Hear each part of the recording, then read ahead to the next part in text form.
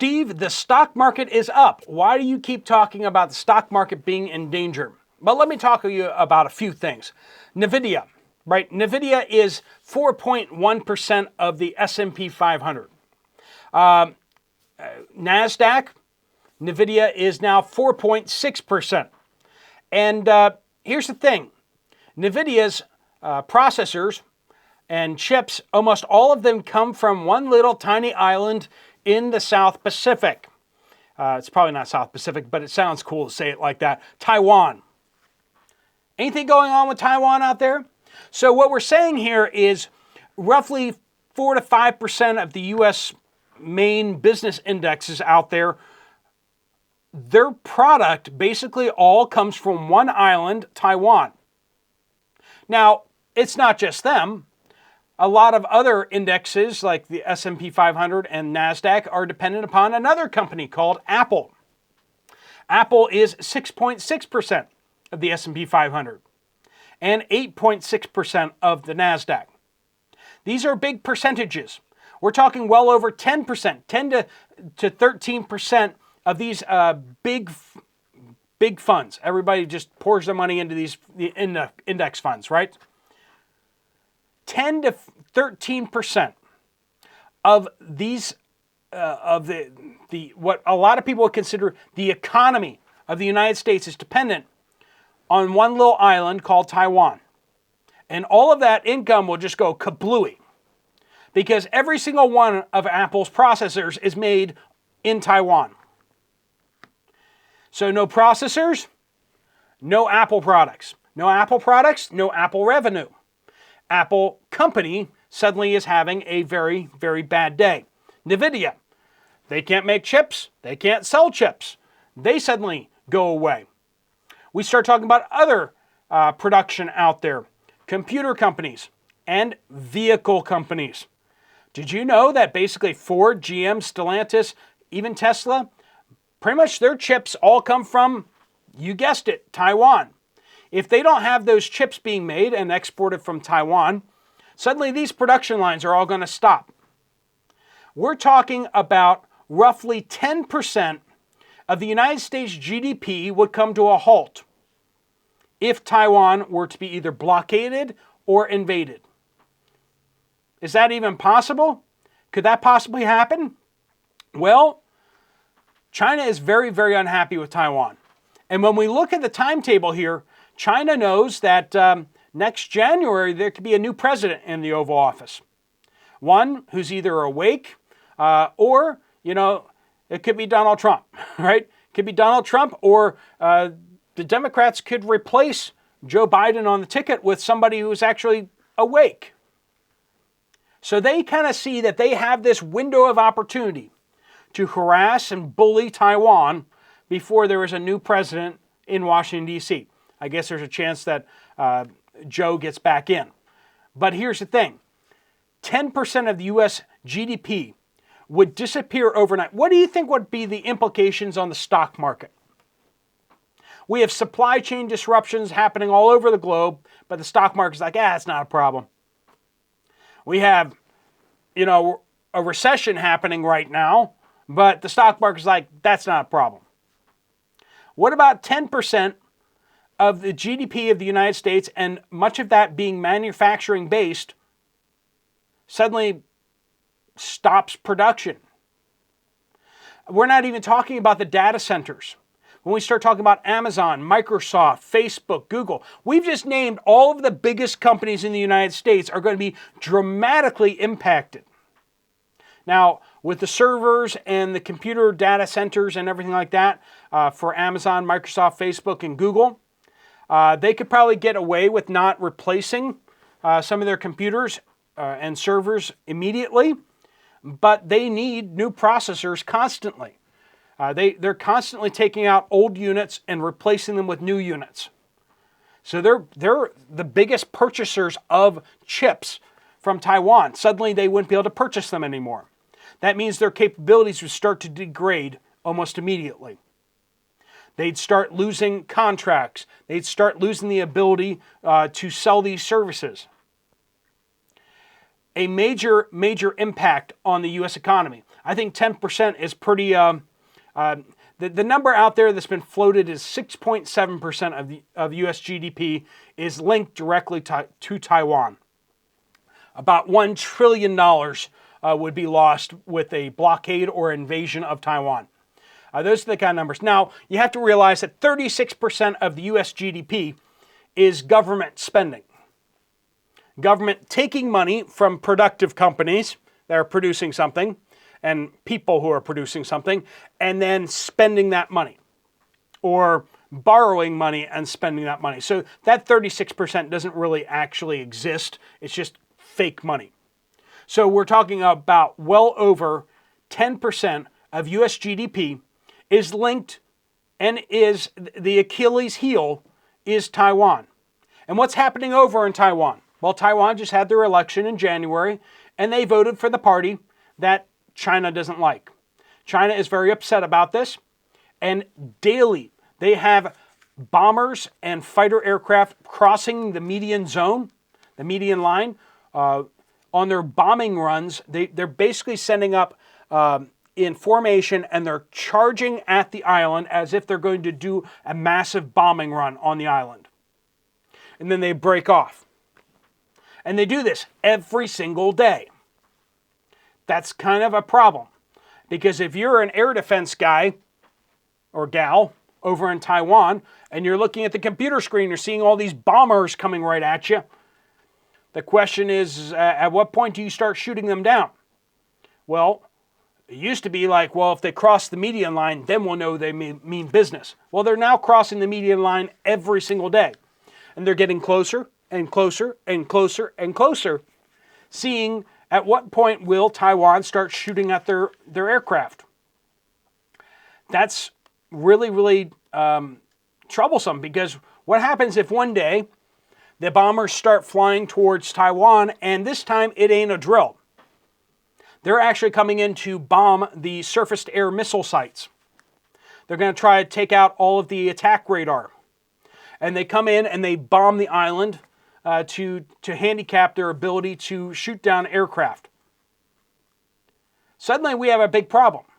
Now, is China going to give us a warning about that? They're going to be like, hey, everybody, so next month we're going to attack Taiwan. I mean, is that really how it's going to work? I know a lot of people think that that's kind of how it's going to work. They're going to telegraph their intentions. But here's the fact, is that they're running out of time. They have a new president coming into office in January, or, potentially some sort of shakeup. Could be a new Congress in office, new parties. This shakeup in Washington, D.C. is a big variable. They know that big things could be changing. Their window of opportunity could disappear. And so, if they have a process that's going to be long, they're not going to just put landing craft in the water and a bunch of ferries and load them up with troops and just send them across to Taiwan. That's probably not going to happen. One, because China doesn't have the landing capacity, or at least we don't see from satellite photos that they have enough ferries, enough capacity to do that. Are they furiously building that capacity? No, they're not. Interestingly enough. What are they furiously building?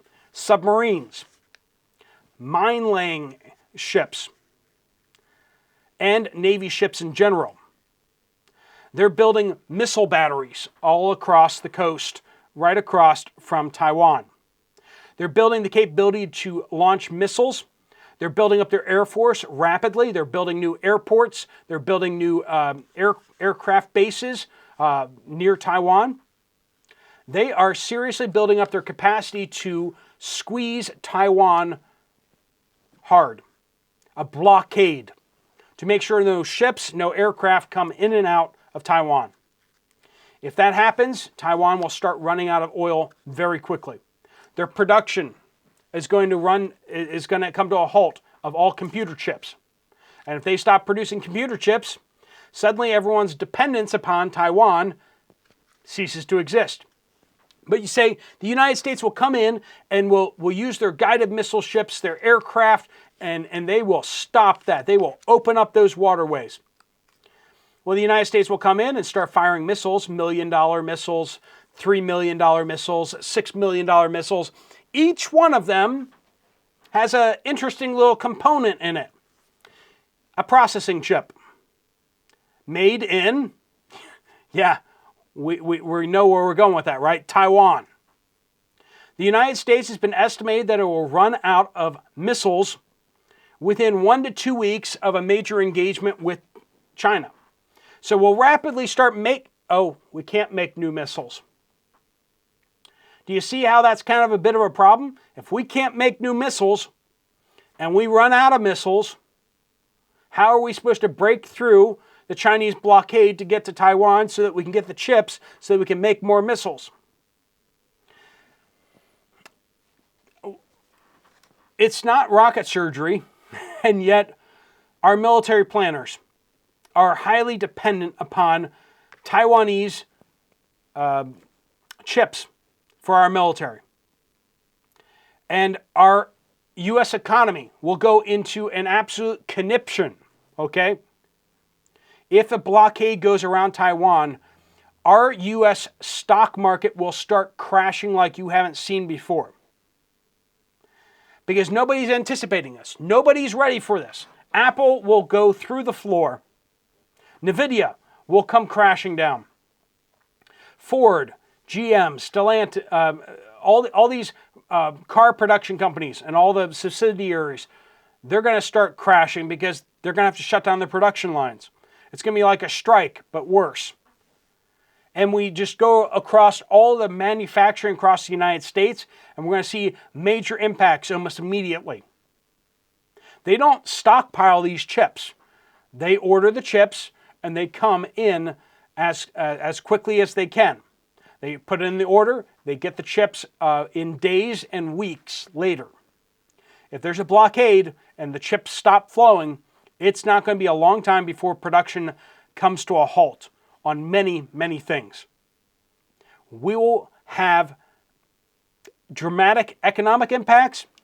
Our military will suddenly be a lot weaker because we won't have a lot of the capabilities that we need. When you're sending artillery shells, and the artillery shells each have a computer chip in them, where do those come from? We don't manufacture them here in the United States. We are highly dependent on this island that is coming under attack. Not only are fighter and bombers doing dry runs on Taiwan, they have balloons that are going up over the island every day now. Surveillance balloons that are taking extremely accurate LiDAR pictures of the mountains and the terrain so that their missiles can skim over the surface, so that they can get extremely accurate pictures and detailed analysis of different targets that they're trying to hit, so that they can keep an extremely close eye on where every single one of Taiwan's aircraft and missile batteries and their radar domes are as they move around their sites for air defense systems. China is tracking them constantly, looking for patterns, looking for opportunities to be able to knock these things out in a large-scale missile attack. It's not good. China is setting up the chessboard, and pretty soon they're going to look across at the United States and Taiwan and say checkmate. At which point we can then choose to fight it out. The battlefield will be set up in such a way that we can't win. Will we choose to fight it out anyway? Or will we just capitulate? Will we lose? And when that manufacturing of computer chips is in Chinese hands, what do you think the chances are that China's going to be manufacturing the computer chips for U.S. missiles? Probably pretty low. And even if they did make them, wouldn't we have to be a little bit suspicious that maybe they tweaked them just a little bit? We are at a serious crisis point. We've backed ourselves into a corner. We've allowed ourselves to be moved into this corner. We are highly, highly dependent upon Taiwan. And if something happens there, we're over a barrel. and it ain't good. This is coming right at us. I'm thinking about heading to Taiwan in the next couple months here to actually get information directly from there, from people there on the ground. If you have contacts in Taiwan, I'd love to hear about that. You can email me directly at poplarpreparedness@gmail.com. I'd love to talk to some people on the ground in Taiwan, or anyone who can show me around at all, different locations and such there. But let me know if you'd like to see videos of the beaches and the ports there, and talking to people on the ground in Taiwan about their concerns about things and what they're thinking. Because it's, like I said, we're extremely reliant upon them. And this is a major crisis for the United States, not just for Taiwan.